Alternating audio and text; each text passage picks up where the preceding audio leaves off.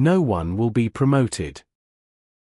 A greedy boss didn't want to promote any of us because we already had everything under control, so we stopped doing the work of a senior employee. This is a classic story about a stupid boss trying to cheat us out of money, but admit it, these are always pleasant to read. A little backstory. This happened about 4 years ago. My colleague, myself, and 2 other people worked as delivery drivers for a large food supply company. Then the senior driver was fired, leaving only me and the other driver. Naturally, about a week after he was fired, we started asking the managers when they would open the driver position. The answer was simple and expected: not now, we have a lot to do, we're entering the busy season, and we still need to deal with the mess left behind by the fired employee. Fair enough, after the senior driver was fired, there really were a lot of problems left. He had been stealing from the company, the numbers didn't add up, the truck was trashed, and he used the truck warehouse as his personal storage locker.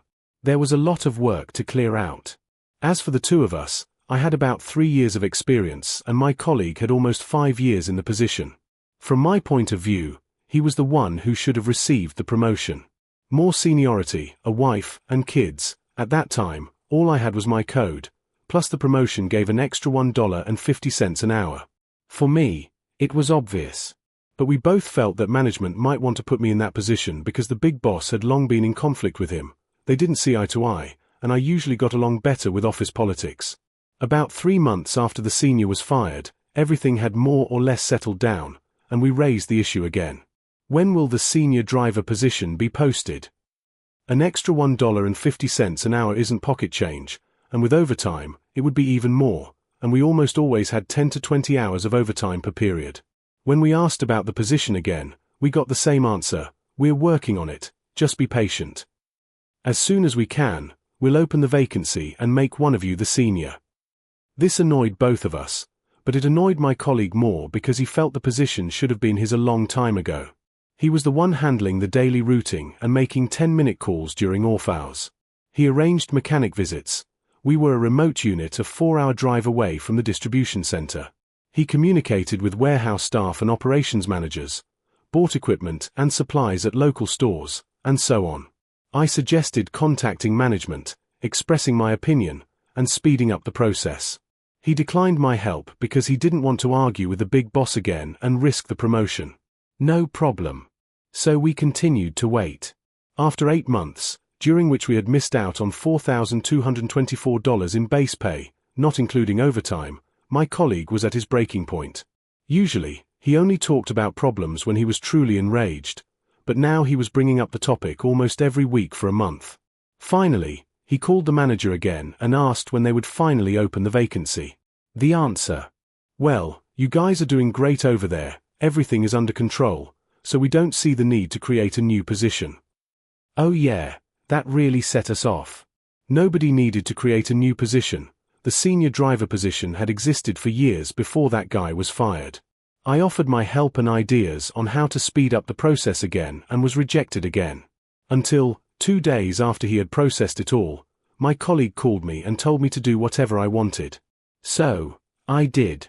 The next morning before unloading the trucks, we sat in the office drinking coffee, and I told him what we were going to do. Namely, nothing. We would take every call, every question, and every problem and dump it all on the big boss. He thinks a senior isn't needed? Fine, we are just drivers, without giving the managers any warning. Here are a few examples to give you the gist. Routing? Call the big boss. A delivery problem? Tell the client to call the sales rep so they can call the big boss, who will then call us to ask us to go back and fix it. Things we use to handle immediately. The head mechanic calls to schedule an inspection or maintenance. No. Call the big boss, let him call the local mechanic himself or set it all up himself. A client calls asking for an early delivery on the route. No. Let them call the sales rep, who calls the big boss, who calls us. And we might only see that call or message a couple of hours later, since you can't talk on the phone while driving. We forwarded absolutely every call and every problem to him. For us, it wasn't a problem because usually everything was resolved on the spot. A simple go back and pick it up took 2 minutes. A client writes directly, we do it. But we are just drivers. So we ignored the clients and replied that we could no longer do that and they needed to call their sales rep. In the end, what used to take 15 minutes, in the worst-case scenario, now stretched to at least an hour or even 2 before we could get back to the client. As for the consequences, we didn't even last until the end of the first morning before everything went to *T. As soon as the first problem arose, our sales rep called me and asked why the client said I had refused to do something. I told her the whole story, and she was furious. Not at us, but at the big boss. I apologized and assured her it was nothing personal, but if they didn't want to pay my colleague for this work, we would only do what we were paid for.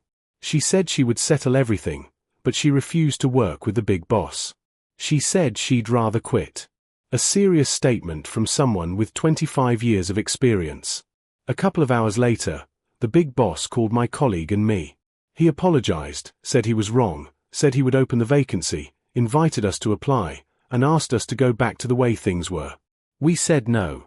Until the position was posted, a candidate was chosen, and the promotion appeared on one of our pay stubs, he would be handling all the calls himself. But we thanked him for the apology. We went about our lives, and the next day the big boss called us and said the vacancy was posted. He asked each of us to write a cover letter about why we thought we deserved the position, after which they would review the letters and pick one of us. Great progress. In his letter, my colleague essentially wrote that he had already been doing this job for 8 months. He had more seniority, all the contacts, and the necessary knowledge, so he felt his candidacy should be considered. I wrote nothing. I told my colleague that he should have been promoted 8 months ago. Naturally, the next day the big boss called me and asked why I hadn't written a letter. I answered directly, "You should have promoted my colleague 8 months ago, and I don't want the position."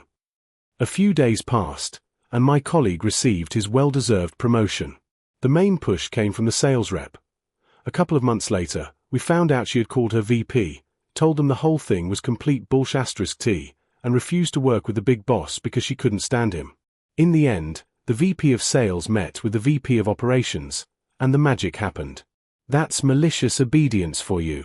You say a senior isn't needed. We agree and won't do the senior's work. My colleague thanked me for the help, bought a couple of ribeye steaks, and said he never wants to find himself on the opposite side of the barricades from me.